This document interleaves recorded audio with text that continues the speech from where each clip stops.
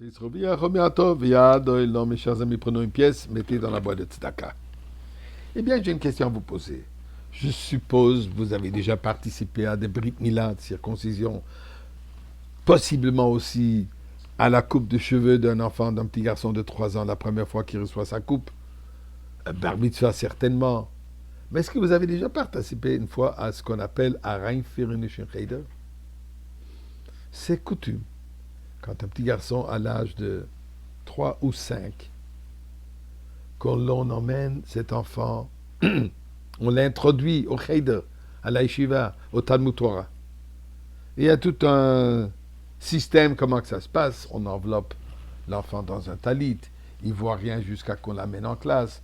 En classe, on l'assit sur le Rebbe, le Melamed qui va lui enseigner la Aleph Bet. Et là, parmi les choses qu'il il y a la lettre de Aleph Bet recouverte avec du miel que l'enfant va goûter, faire la bracha. Et l'enfant, s'il reconnaît la lettre, il va lire Aleph Bet, etc. La Aleph qu'on va lui introduire sont de la paracha de cette semaine, du Vayikra. Vayikra s'écrit Vav Yud Kuf Resh Aleph. Vayikra El Moshe, comme la Torah nous dit. Dieu fait appel à Moshe Rabbeinu, lui parle des korbanot. Alors c'est ce Vayikra, c'est ce Aleph qu'on montre à l'enfant pour qu'il commence. Pourquoi cet Aleph? Pourquoi pas l'Aleph d'Anochi Hashem Elokecha? Je suis Dieu, ton Dieu, des 10 commandements. Eh bien, il y a quelque chose de très particulier dans ça Aleph. Nous savons que les lettres dans la Torah sont très précises. La taille des lettres sont précises. Il y a certaines lettres qui sont plus grandes, d'autres qui sont plus petites.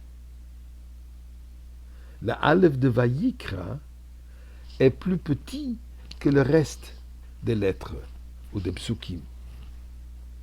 Et le commentaire pose la question, pourquoi? Eh bien, nous trouvons que la Aleph de Adam Arishon, dans Divrei Yamim, chronique, où il est mentionné toutes les générations, et ça commence avec Adam, Sheis, Enosh, et ainsi de suite. La Aleph de Adam est plus grand que les autres lettres, que le Dalet même, et ainsi de suite. Eh bien, le commentaire nous dit la chose suivante. Le grand Aleph représente une certaine expression d'orgueil. Le petit Aleph représente l'humilité. Et effectivement, le petit Aleph de Moshe Rabbeinu est venu pour corriger le grand Aleph d'Adam. Qu'est-ce que ça veut dire le grand Aleph d'Adam? D'une certaine manière, Adam avait un certain orgueil.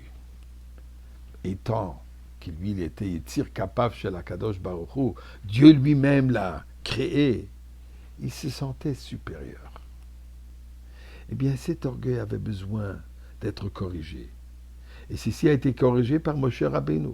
Comme est marqué, Moshe Rabbeinu aya anav mikol adam asher al pnei adama. Moshe Rabbeinu est l'homme le plus humble. Donc, cette humilité de Moshe Rabbeinu a corrigé l'erreur de l'orgueil d'Adam Arishon. Maintenant, quand on parle de l'humilité de Moshe Rabbeinu, il faut comprendre, pas que Moshe Rabbeinu ne savait pas qui il était. Moshe Rabbeinu savait son rôle, Moshe Rabbeinu savait ses responsabilités, il les a assumées. Mais Moshe Rabbeinu a dit, tout ce que j'ai, tout ce que je possède, c'est un cadeau que j'ai reçu d'Akadosh Baruch Hu. Si quelqu'un d'autre aurait reçu les mêmes qualités que moi j'ai, il aurait fait encore mieux que moi.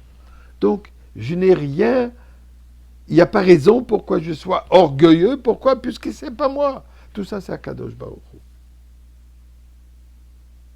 Tandis qu'Adam, lui, de son côté, il avait un certain orgueil. Alors, quel est le juste mi-chemin? Eh bien, on a besoin des deux. Quand une personne se sent parfois, qui suis-je? Je ne suis pas capable. Nous dit Adam Arishon, un instant, tu es un grand Aleph. Tu as les capacités. Tu es une création d'Akadosh Baruch Hu. Dieu t'a donné les possibilités. Donc, assume ses responsabilités.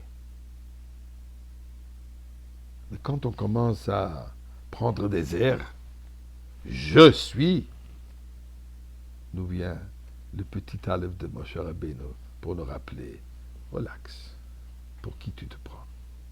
Après tout, tout ce que tu as, ce n'est pas à toi, c'est d'Akadosh Baruch Hu. Donc on a besoin de cette synthèse des deux.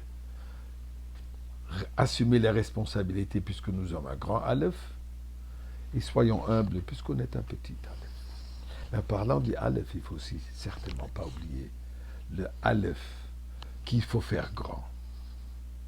La différence en hébreu entre exil et délivrance, c'est le Aleph. Exil, en hébreu, c'est Gola. Gimel Vav Lamed He. Délivrance, Geoula. Gimel Aleph Vav Lamed He. À nous d'introduire cet Aleph, mais d'une grandeur, avec toute sa puissance, avec toute sa force, pour transformer l'exil en délivrance.